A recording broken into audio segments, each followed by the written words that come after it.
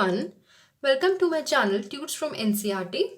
So our today's topic of discussion is phylum Arthropoda and phylum Mollusca. So I hope you must have watched the previous lecture. If you have not watched the previous lectures, you must go through them as they will help you in better understanding. So the phylum Arthropoda is the largest phylum in the kingdom Animalia, which includes insects. So over the two-thirds of all the named species on earth are arthropods. Data you have to remember. Many a times question is asked like one-thirds of all the named species, or it can be asked in any way. So you have to remember over two-thirds of all the named species on earth are arthropods. So they have an organ system level of organization. They are bilaterally symmetrical, triploblastic, segmented and coelomate animals. These all terms I have explained in all the previous videos, so you can check it out there. The body of arthropods is covered by chitinous exoskeleton. This is very important characteristic feature of this phylum Arthropoda, that the body is covered by chitinous exoskeleton. The body consists of head, thorax and abdomen. This is also very important. The body has head, thorax and abdomen. They have jointed appendages. So, the name of Arthropoda is derived from jointed appendages, as arthros means joint and poda means appendages. So, the respiratory organs are gills, book lungs or the tracheal system. This you have to remember. Circulatory system is of open type, as I have already explained you that what are the meanings of open type of circulatory system and closed type of circulatory system in the first video. So you can go and check out there in the introduction part of this chapter. The sensory organs like antenna, eyes may be compound or simple. Statocyst, these are very important, or balance organs are present. So what all are present in the body of arthropodas? Sensory organs like antenna, eyes, statocyst or the balancing organs. These statocysts are itself the balancing organs. Excretion takes place through the Malpighian tubules.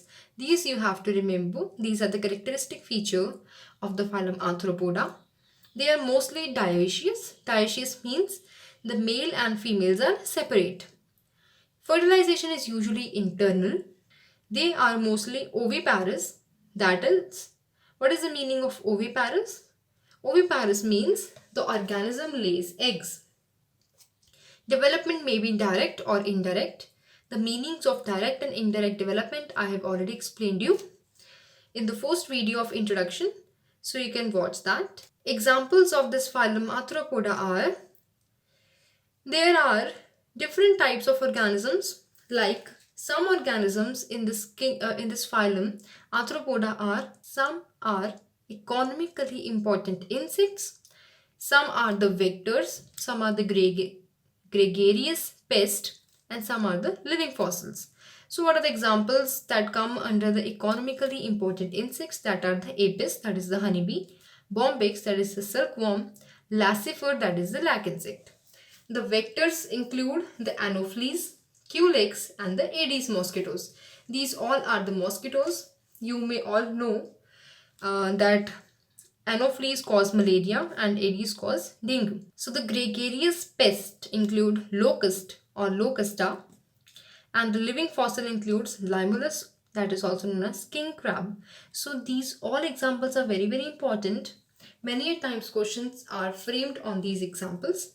So next we come on to the phylum Mollusca. So as the phylum Arthropoda was the largest phylum of kingdom Animalia, so the phylum Mollusca is the second largest phylum that comes under the animal kingdom. So the mollusks are terrestrial or aquatic, that is they can be marine, can be freshwater, having an organ system level of organization.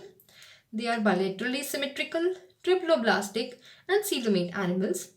Body is covered by the calcareous shell. This shell you can see. This is a calcareous shell, and unsegmented, that is they do not show the segmentation or the metameric segmentation. With a distinct head, they have, the body includes head, muscular foot, and the visceral hump. As you all know, in the body of arthropodas, the body is made up of chitinous exoskeleton. So here in the body of mollusks, the body is covered by calcareous shell. In that case of phylum Arthropoda, the body consists of head, thorax, and abdomen. Here the body is divided into head, muscular foot, and the visceral hump.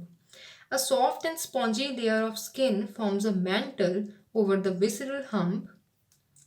This is very important line. This you have to remember. The question is many times framed on it. The space between the hump and the mantle is called as the mantle cavity, in which feather-like gills are present. This is very important. The location of these gills, that is between the hump and the mantle.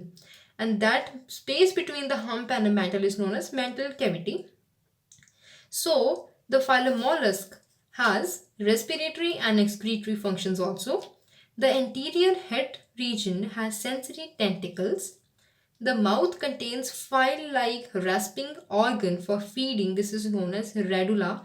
This is very important as it is the characteristic feature of this phylum Mollusca. Question is framed on it many a times, so this you have to remember. So the organisms of phylum Mollusca, they are usually dioecious. Dioecious means the body is different, that is male body is different and female is different.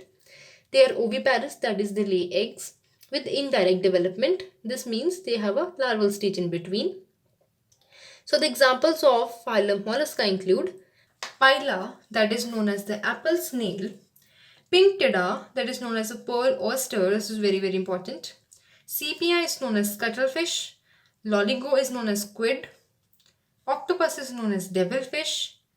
Apalsia is known as sea hare. Dentellum is known as tusk shell. And Ketolura is known as chitin. So this was all about the lecture. I hope you must have liked the lecture. Do share my videos to your friends and also subscribe to this channel for more latest updates regarding NEET topics. Also follow my page on Instagram, that is Tudes from NCERT. The link is given in the description box. Thanks for watching.